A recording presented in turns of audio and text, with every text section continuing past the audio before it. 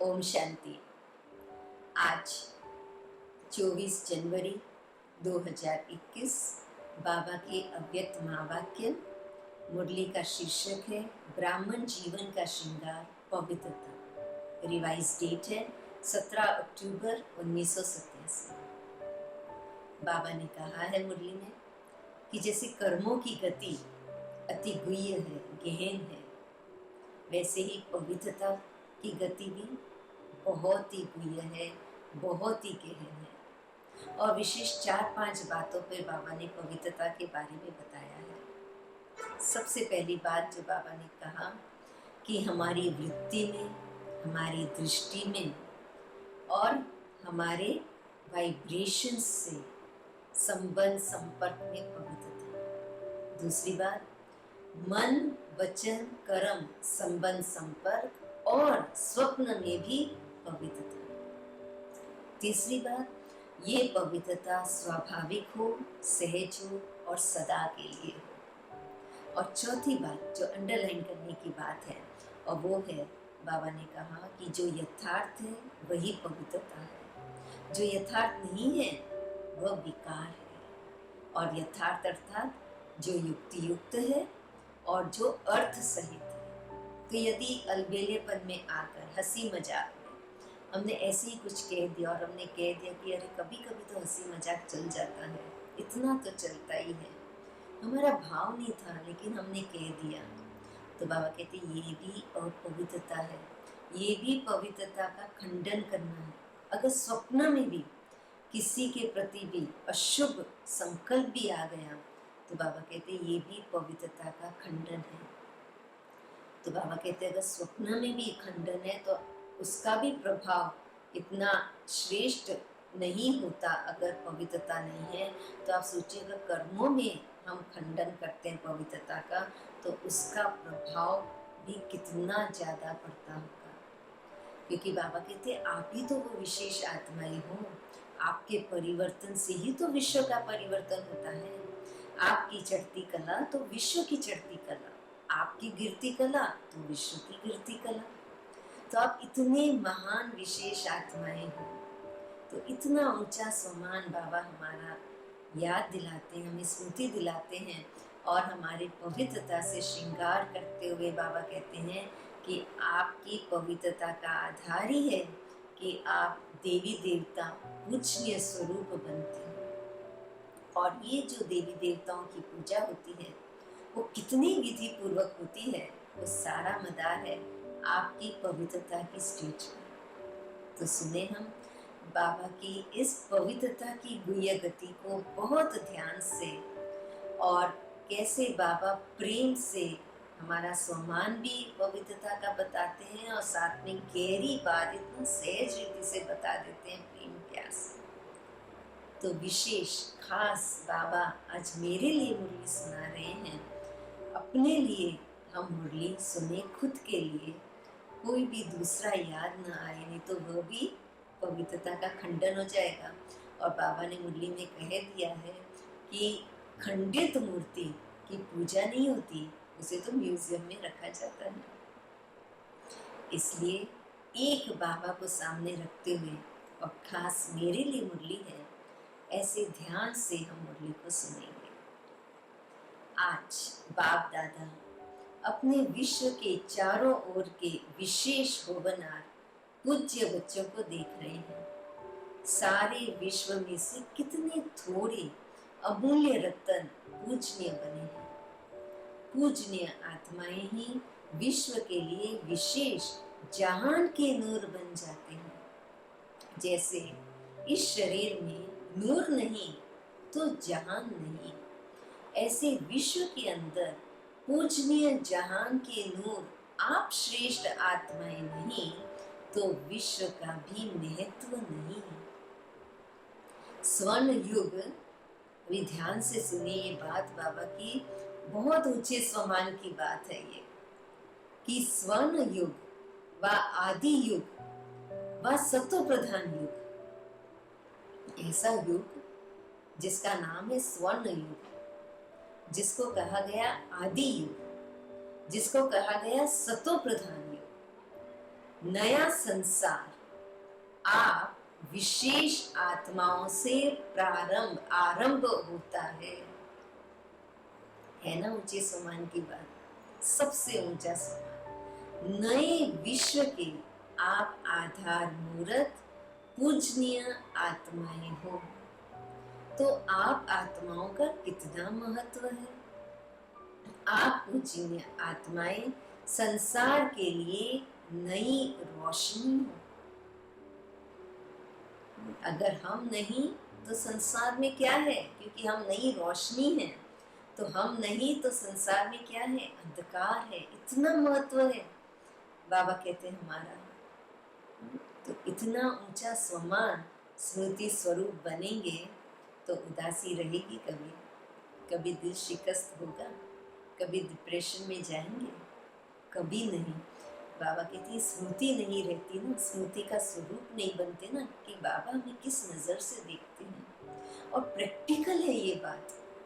बाबा कहते हैं कि हम जो बाबा को पहचाना है, जिन्होंने बाबा का ज्ञान लिया है, जिन पर बाबा की नजर पड़ी है, बाबा कहते हैं हम वो श्रेष्ठ आत्माएं हैं जिनसे बाबा को आश है, स्वयं भगवान को आश है। भगवान जो इस संसार को, सृष्टि को, जो एक नया संसार बना रहे हैं, किसके आधार पर? बाबा कहते हैं आप बच्चों की स्थिति के आधार पर। तो हमारी कितनी श्रेष्ठ स्थिति हर पल रहनी चाहिए। और इस कलयुगी वस्तुओं के पीछे, इस कलयुगी परिस्थितियों के पीछे, इस कलयुगी दूसरी आत्माओं के स्वभाव संस्कार के पीछे हम इतनी श्रेष्ठ स्थिति से नीचे आ जाते हैं। और यदि हम आ गए तो बाबा क्या कहते हैं कि आपकी चढ़ती कला विश्व की को श्रेष्ठ कला में लाने के लिए निमित्त बन जाती है, और आपकी गिरती कला, जब आप गिरती कला में आते हो तो संसार की भी गिरती कला हो जाती है। तो इसलिए दूसरों को देख करके उनको ब्लेम करने के बजाय हम ये महसूस करें कि ये हमारा आईना है, हमारी स्थिति का आईना है, ये रिफ्लेक्शन है। हमारी अंदर में जो स्थिति है उसका रिफ्लेक्शन है ये बाहर जो भी है वो। हमारी चढ़ती कला तो बाहर चढ़ती कला, हमारी गिरती कला तो बाहर गिरती कला। तो कई कहते हैं कि हम तो कितना पॉजिटिव रह रहे हैं, हम तो कितना पॉजिटिव सोच रहे, फिर भी वो बदलते नहीं, तो फिर हमारा आईना कैसे होगा। तो बाबा कहते हैं कि ये कर्मों की गुह्य गति है। कितने जन्मों से ये हमारा पुरुषार्थ चलता आ रहा है। हम कितने जन्मों से, कितने समय से हमारी नेगेटिविटी के हम प्रभाव में थे, और अब हम थोड़े समय के लिए पॉजिटिव होते हैं और एक्सपेक्ट करते हैं कि वो सामने एकदम तुरंत परिवर्तन हो जाए। तो हमें भी तो उसे भी तो समय देना है। तो इसलिए बाबा कहते हैं हमारी पॉजिटिविटी को हम कंटिन्यू रखें विदाउट एक्सपेक्टेशन, तब वहां सामने परिवर्तन आएगा।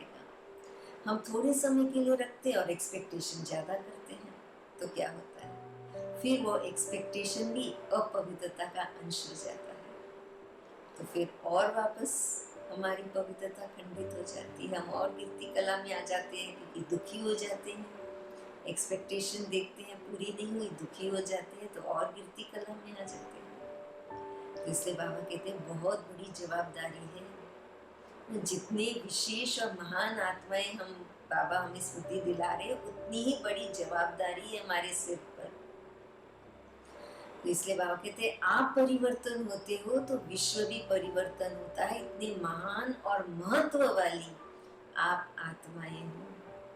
आज बाप दादा सर्व बच्चों को देख रहे थे, ब्राह्मण बनना अर्थात पूज्य बनना, क्योंकि ब्राह्मण सो देवता बनते हैं और देवताएं अर्थात पूजनीय। और कहते हैं हम ब्राह्मण सो देवता बनते हैं और देवताएं अर्थात पूजनीय। सभी देवताएं पूजनीय तो हैं, फिर भी नंबरवार जरूर है। किन देवताओं की पूजा विधि पूर्वक और नियमित रूप से होती है, और किन्हों की पूजा विधि पूर्वक नियमित रूप से नहीं होती। किन्हों के हर कर्म की पूजा होती है और किन्हों के हर कर्म की पूजा नहीं होती है। कोई का विधि पूर्वक हर रोज श्रृंगार होता है और कोई का श्रृंगार रोज नहीं होता है। ऊपर ऊपर से थोड़ा बहुत सजा लेते हैं लेकिन विधि पूर्वक नहीं होता। कोई के आगे सारा समय कीर्तन होता है और कोई के आगे कभी कभी कीर्तन होता है। तो इन सभी का कारण क्या है? विधि पूर्वक होना, नहीं होना, सदा कीर्तन होना, नहीं होना, श्रृंगार रोज होना, कभी कभी होना या रोज नहीं होना। तो बाबा कहते ये सब का कारण क्या है? जो नियमित रूप से होना, नियमित रूप से नहीं होना, हर कर्म की पूजा होना, हर कर्म की पूजा नहीं होना, इन सब का क्या कारण है? ब्राह्मण तो सभी कहलाते हैं, ज्ञान योग की पढ़ाई भी सभी करते हैं, फिर भी इतना अंतर क्यों? धारणा करने में अंतर है। ज्ञान सभी ने लिया, योग सभी कर रहे हैं, लेकिन तीसरा विषय धारणा, उसमें अंतर है। फिर भी विशेष कौन सी धारणाओं के आधार पर नंबरवार होते हैं वह जानते हो? अब धारणाएं भी कितनी सारी है, उसमें कौन सी विशेष ऐसी धारणा है जो हमारे पूज्य पद में हमारी पूजा को नंबरवार कर देता है, पूजा की विधि को नंबरवार कर देता है। तो वह धारणा बाबा कहते हैं पूजनीय बनने का विशेष आधार पवित्रता के ऊपर है। जितना सर्व प्रकार की पवित्रता को अपनाते हैं उतना ही सर्व प्रकार के पूजनीय बनते हैं। और जो निरंतर विधि पूर्वक आदि अनादि विशेष गुण के रूप से पवित्रता को सहज अपनाते हैं वही विधि पूर्वक पूज्य बनते हैं। तो धारणा कौन सी? पवित्रता। और उसमें भी कितना सहज हम उसको अपनाते हैं, आदि अनादि विशेष गुण मानते हुए। तो सर्व प्रकार की पवित्रता क्या है? कहते सर्व प्रकार की पवित्रता क्या है? जो आत्माएं सहज स्वतः हर संकल्प में, बोल में, कर्म में, सर्व, जो आत्माएं सहज स्वतः और हर संकल्प में, बोल में, कर्म में, सर्व अर्थात ज्ञानी और अज्ञानी आत्माएं सर्व के संपर्क में सदा पवित्र वृत्ति, दृष्टि, वाइब्रेशन से यथार्थ संपर्क संबंध निभाते हैं। तो बाबा कहते हैं सहज स्वतः हर संकल्प में, बोल में, कर्म में, सर्व आत्माओं के प्रति, चाहे वो ज्ञानी आत्माएं हो चाहे अज्ञानी आत्माएं हो, सर्व के संपर्क में, कैसी भी आत्मा हो उसके संपर्क में सदा पवित्र दृष्टि, पवित्र वृत्ति, पवित्र वाइब्रेशन से यथार्थ संबंध संपर्क में, यथार्थ संपर्क संबंध निभाते हैं। इसको ही सर्व प्रकार की पवित्रता कहते हैं। स्वप्न में भी स्वयं के प्रति या अन्य कोई आत्मा के प्रति सर्व प्रकार की पवित्रता में से कोई भी कमी न हो।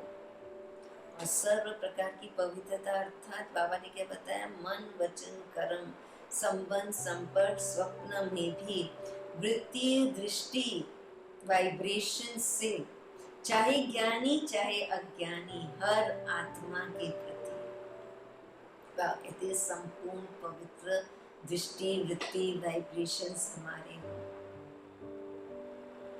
स्वप्न में भी स्वयं के प्रति भी, स्वयं के प्रति भी नहीं, कोई भी हमारे खुद के प्रति भी नहीं कि अरे ये मुझसे क्या हो गया, ये मैंने क्या कर दिया, नहीं।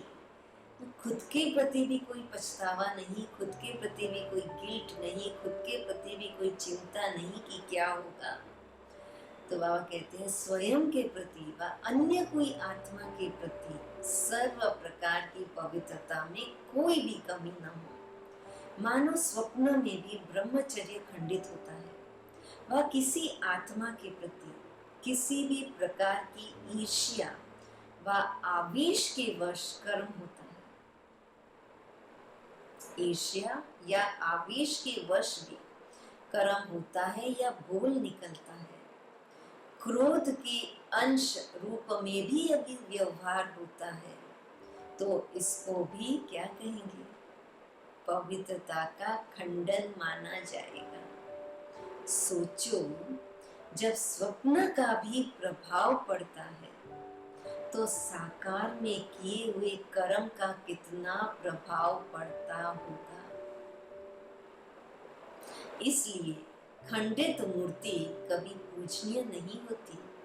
खंडित मूर्तियां मंदिरों में नहीं रहती, आजकल के म्यूजियम में रहती हैं। वहां भगत नहीं आते, सिर्फ यही गायन होता है कि बहुत पुरानी मूर्तियां हैं, बस उन्होंने स्थूल अंगों के खंडित को खंडित कह दिया है, लेकिन वास्तव में किसी भी प्रकार की पवित्रता के खंडन होता है, किसी भी पवित्रता में खंडन होता है तो वह पूज्य पद से खंडित हो जाते हैं।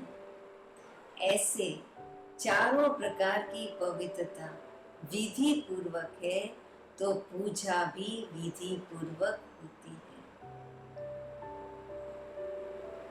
इसलिए वह कहते हैं मन वचन कर्म संबंध संपर्क हमारी वृत्ति दृष्टि और हमारे वाइब्रेशन से, चाहे ज्ञानी हो चाहे अज्ञानी हो, सर्व प्रकार की पवित्रता स्वप्न में भी खंडित न हो।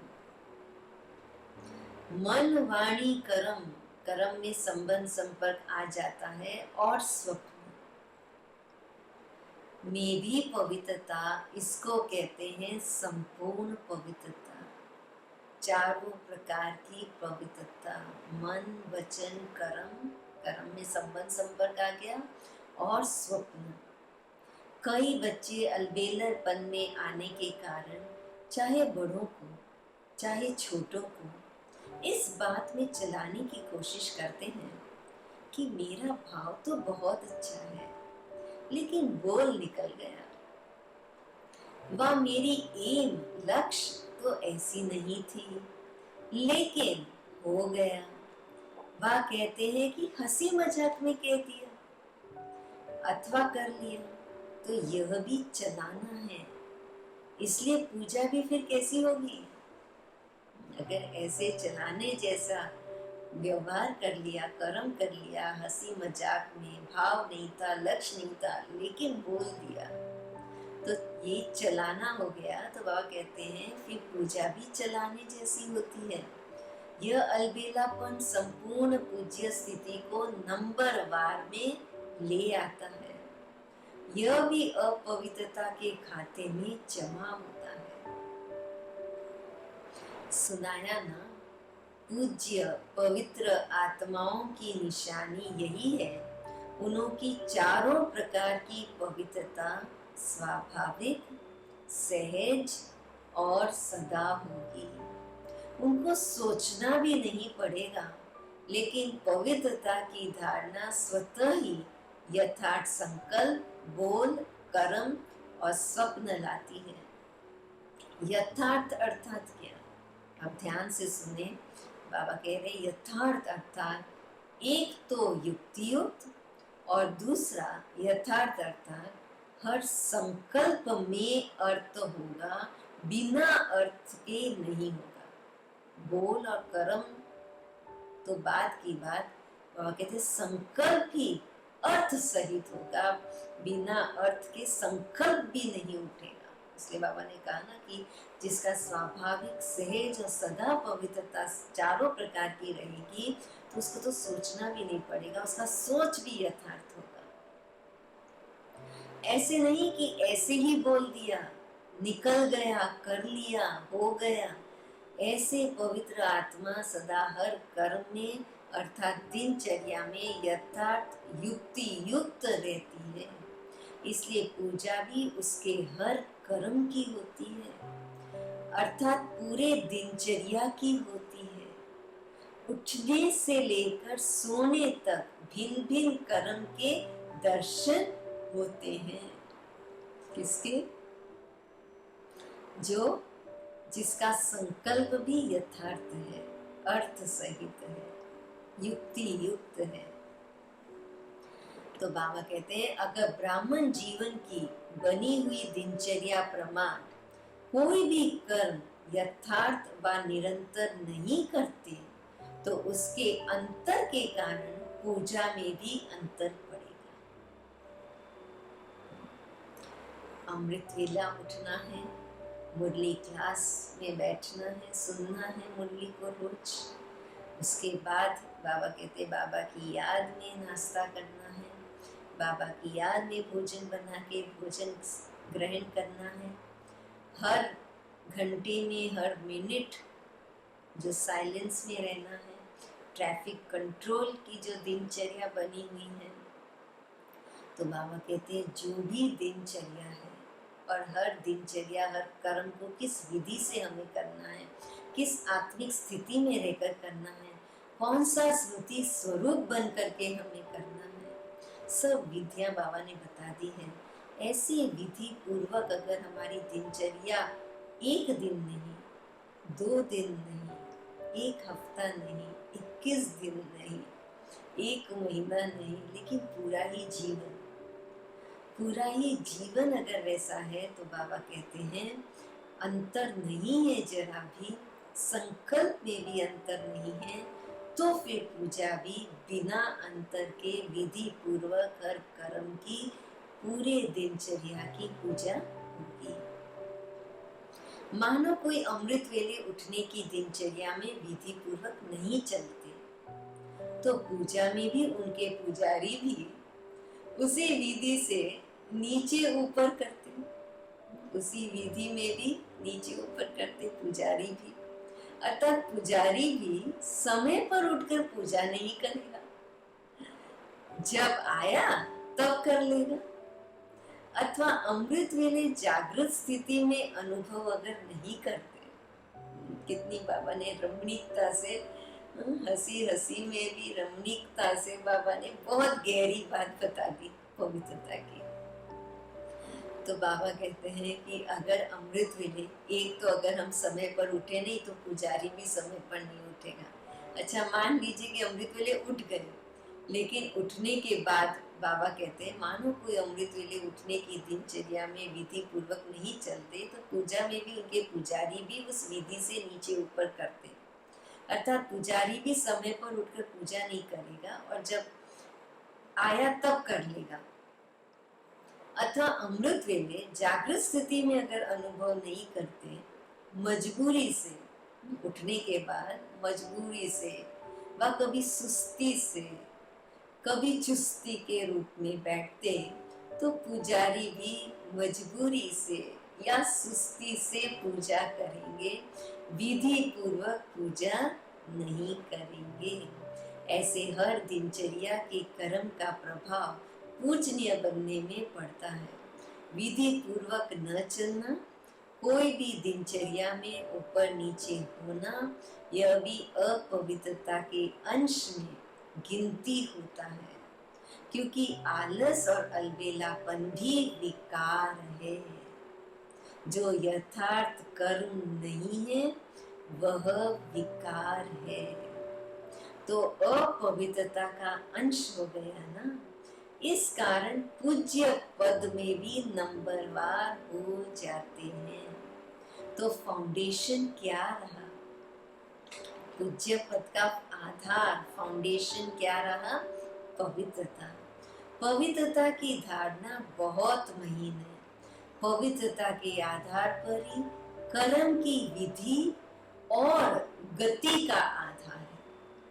कर्मों की गति तो गुह्य है ही है, लेकिन कर्म की विधि और गति का आधार भी पवित्रता है। पवित्रता सिर्फ मोटी बात नहीं है, ब्रह्मचारी रहे या निर्मोही हो गए, सिर्फ इसको ही पवित्रता नहीं कहेंगे। पवित्रता ब्राह्मण जीवन का श्रृंगार है।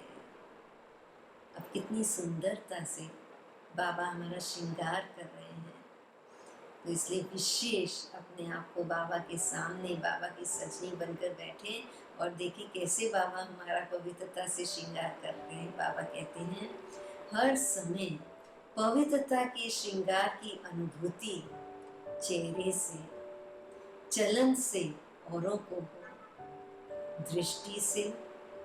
कैसे हो? औरों को दृष्टि में, मुख में, हाथों में, पाँवों में। दृष्टि में, मुख में, हाथों में, पाँवों में सदा पवित्रता का श्रृंगार प्रत्यक्ष हो।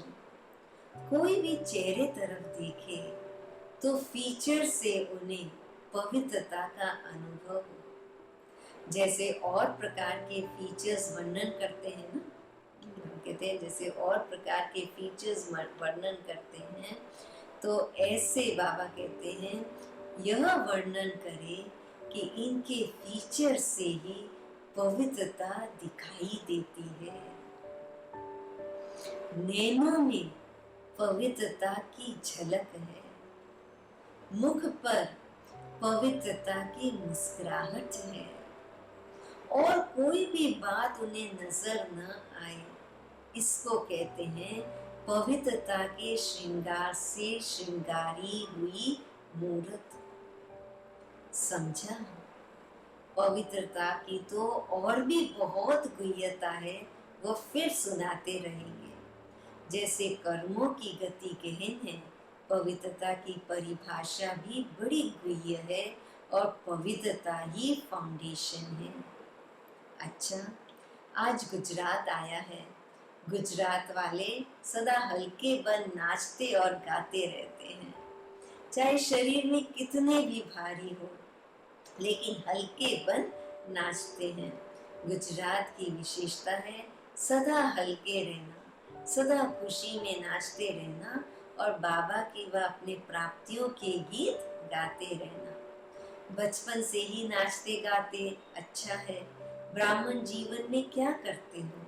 ब्राह्मण जीवन अर्थात मौजों की जीवन। 2 दिन पहले बाबा ने मुरली में क्या बताया कि समझदार वह जो खुश रहते हैं, अगर खुश नहीं रहते तो जैसे बुद्धू है। तो ऐसे ही बाबा कहते हैं ब्राह्मण जीवन अर्थात मौजों की जीवन। गरबा रास, बाबा कहते हैं गरबा रास करते हो तो मौज में आ जाते हो। अगर मौज में न आए तो ज्यादा कर नहीं सकेंगे। मौज मस्ती में थकावट नहीं होती है, अथक बन जाते हैं। तो ब्राह्मण जीवन अर्थात सदा मौज में रहने का जीवन, वह है स्थूल मौज, और यह है ब्राह्मण जीवन की है मन की मौज। मन कभी रंज नहीं होता, सच्चा मनोरंजन, वो है ब्राह्मण जीवन का। सदा मन मौज में नाचता और गाता रहे। वह लोग हल्के बन नाचने गाने के अभ्यासी हैं, तो इन्हों को ब्राह्मण जीवन में भी डबल लाइट, हल्का बनने में मुश्किल नहीं होती। तो गुजरात अर्थात सदा हल्के रहने के अभ्यासी कहो, वरदानी कहो, तो सारे गुजरात को वरदान मिल गया। कौन सा वरदान? Double light. मुरली द्वारा भी वरदान मिलते हैं ना, सुनाया ना, आपकी इस दुनिया में तो यथाशक्ति यथा समय होता है, यथा और तथा, यथा और तथा। और वतन में तो यथा तथा की भाषा ही नहीं है। यहाँ दिन भी तो रात भी देखना पड़ता है, और वहाँ तो न दिन है और न है रात, न सूर्य उदय होता है न चंद्रमा, दोनों से ही परे है। आना तो वहां है ना। तो आगे थे अभी तो हमें सबको अव्यक्त वतन में ही जाना है। बच्चों ने रूहान ने कहा ना कि कब तक। बाप दादा कहते हैं कि आप सभी कहो कि हम तैयार हैं तो अभी कर लेंगे, फिर कब का तो सवाल ही नहीं है ना। कब तक, कब तब तक है, कब शब्द तब तक है जब तक सारी माला तैयार नहीं हुई है। अभी नाम निकालने बैठते हो तो 108 में भी सोचते हो कि यह नाम डाले व नहीं डाले। अभी 108 की माला में भी सभी वही 108 नाम बोले, नहीं फर्क हो जाएगा। बाप दादा तो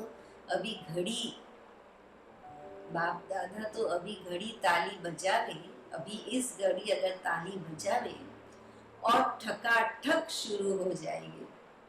एक तरफ प्रकृति और एक तरफ व्यक्तियां, क्या देरी लगेगी। लेकिन बाबा का सभी बच्चों से स्नेह है। हाथ पकड़ेंगे तब तो साथ चलेंगे ना। हाथ में हाथ मिलाना अर्थात समान बनना।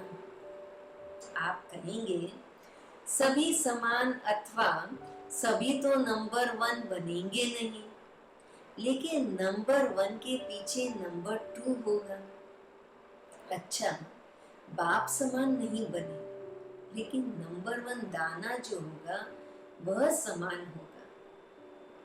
तीसरा 2 के समान बने, चौथा 3 के समान बने, ऐसे तो समान बने। तो 1-2 के समीप होते होते माला तैयार हो, ऐसी स्टेज तक पहुंचना अर्थात समान बनना। 108 दाना 107 से तो मिलेगा ना। उन जैसी विशेषता भी आ जाए तो भी माला तैयार हो जाएगी। नंबर वार तो होना ही है, समझा। बाबा तो कहते अभी कोई है गारंटी करने वाले कि हाँ सब तैयार है। बाबा पूछ रहे हैं कोई गारंटी करने वाला कि हाँ सब तैयार है, खाली मैं तैयार हूँ नहीं, सब तैयार है। बाप दादा को तो सेकंड लगता, दृश्य दिखाते थे ना।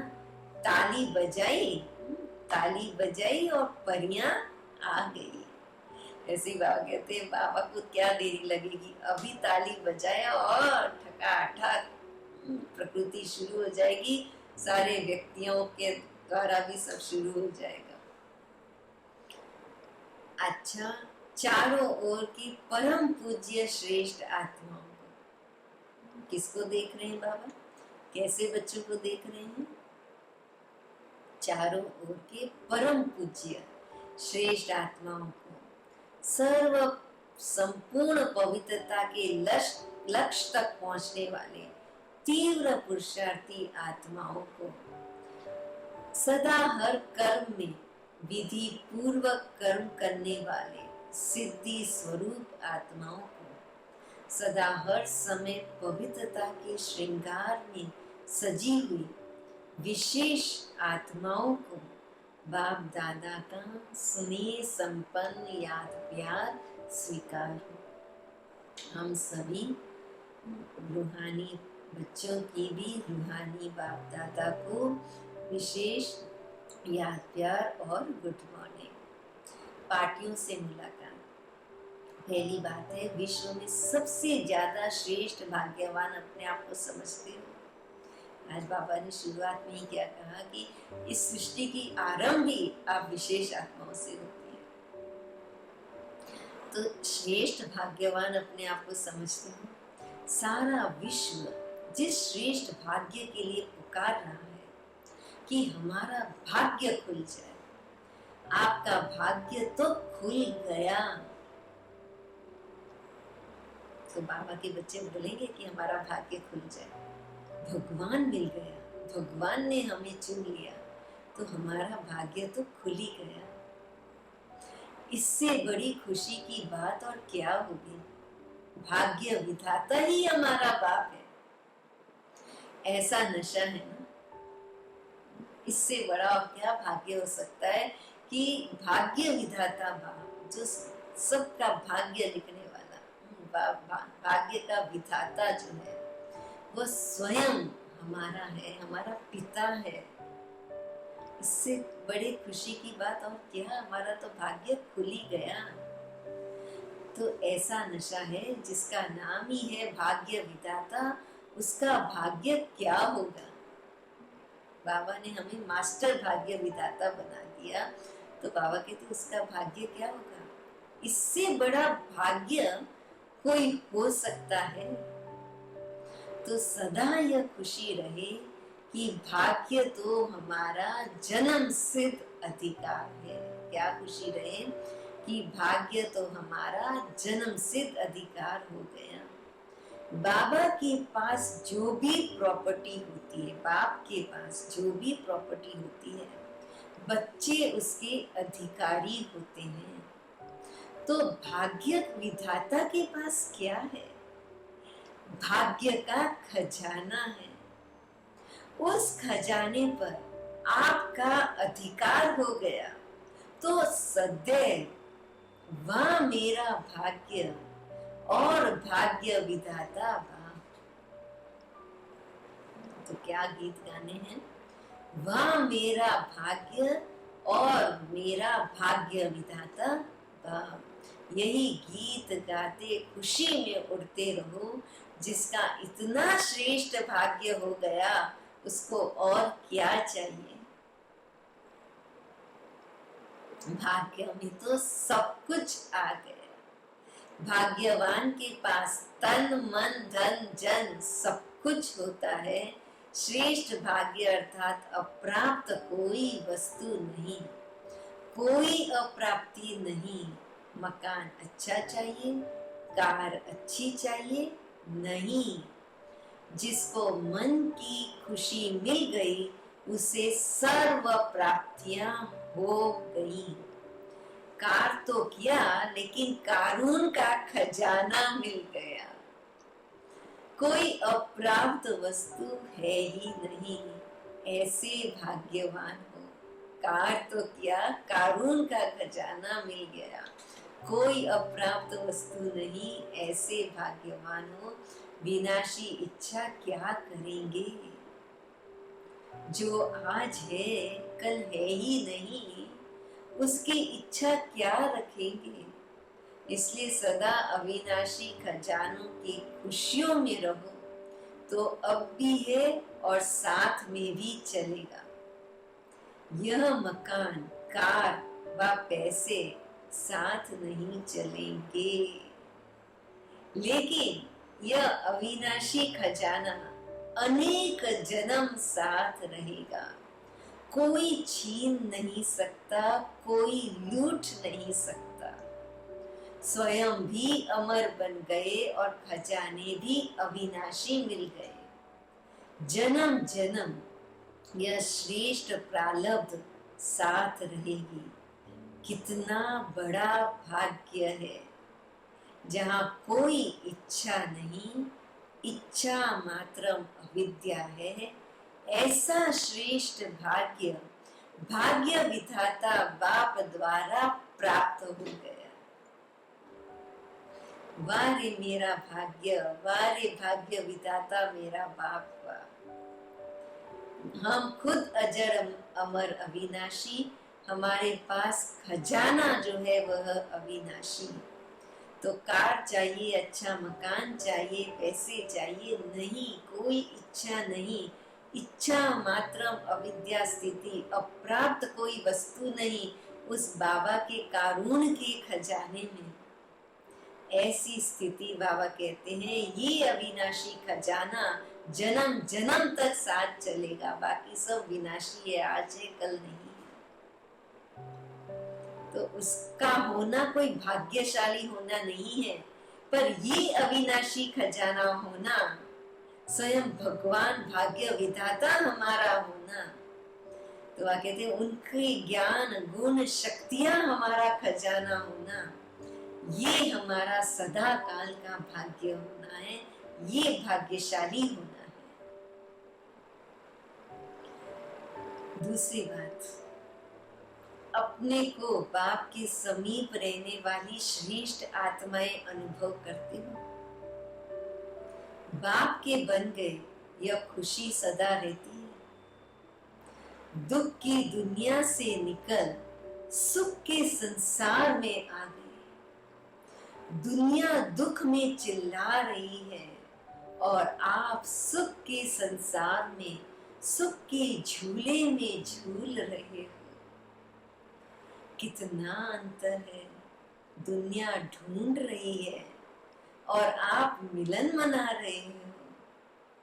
तो सदा अपनी सर्व प्राप्तियों को देख हर्षित रहो। कितना अंतर है। कहाँ वह दुख में पुकार रही है, कहाँ हम सुख के झूले झूल रहे हैं। कहाँ बाबा कहते हैं कि वह ढूंढ रहे हैं और हम मिलन मना रहे हैं। कितना अंतर है। तो हर्षित रहो। बाबा कहते हैं प्राप्तियों को देख देख हर्षित रहो। क्या क्या मिला है उसकी लिस्ट निकालो तो बहुत लंबी लिस्ट हो जाएगी। क्या क्या मिला। तन में खुशी मिली तो तन की तंदुरुस्ती है। मन में शांति मिली तो शांति मन की विशेषता है। और धन में इतनी शक्ति आई जो दाल रोटी 36 प्रकार के समान अनुभव हो।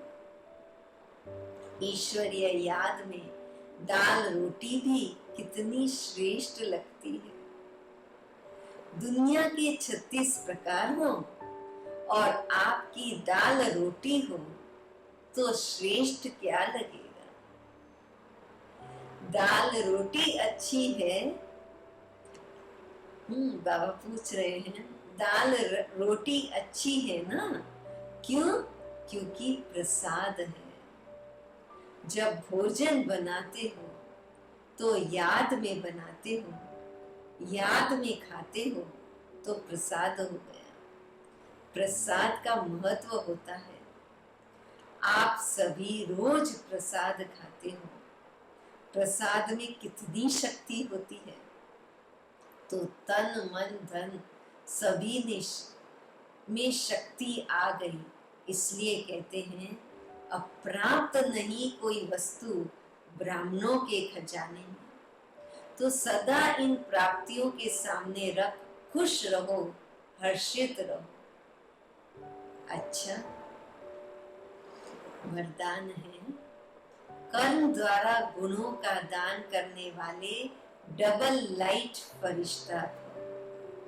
कर्म के द्वारा गुणों का दान करने वाले डबल लाइट फरिश्ता भव। जो बच्चे कर्मणा द्वारा गुणों का दान करते हैं उनकी चलन और चेहरा दोनों ही फरिश्ते की तरह दिखाई देते हैं। वे डबल लाइट अर्थात प्रकाश में और हल्केपन की अनुभूति करते हैं।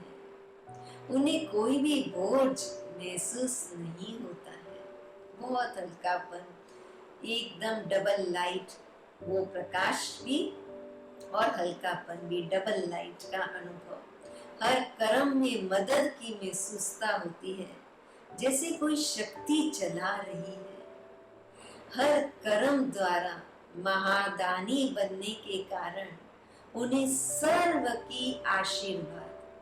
हर कर्म द्वारा महादानी बनने के कारण उन्हें सर्व की आशीर्वाद व सर्व के वरदानों की प्राप्ति का अनुभव होता है। बाबा कहते हैं सर्व के वरदानों की प्राप्ति और सर्व का आशीर्वाद कब प्राप्त होगा? जब बाबा कहते हैं हर कर्म द्वारा महादानी बनेंगे। जब हम दुआएं देंगे तो दुआएं मिलेंगी। हर कर्म द्वारा, हर बोल द्वारा, हर संकल्प द्वारा दुआएं दुआएं देते रहना है। स्लोगन, सेवा में सफलता का सितारा बनो, कमजोर नहीं। हर पल सोचे कि हम सेवा की स्टेज पर हैं। तो हमें कैसा रहना है? बाबा कहते हैं सफलता का सितारा हूँ मैं। अपने आप को कभी कमजोर नहीं महसूस करें। परिस्थिति भी है तो वो सेवा है उसमें, तो इसलिए उसमें भी मैं सफलता का सितारा हूँ, तो उस परिस्थिति पर भी विजय प्राप्त कर लेंगे और सचमुच में ऐसी सेवा हो जाएगी, ऐसा लगेगा कि कोई शक्ति कार्य करा रही है। इनके साथ तो परमात्मा है। औरों को भी वो महसूस होगा कि इनके साथ तो परमात्मा, इनके साथ तो इनके बाबा है,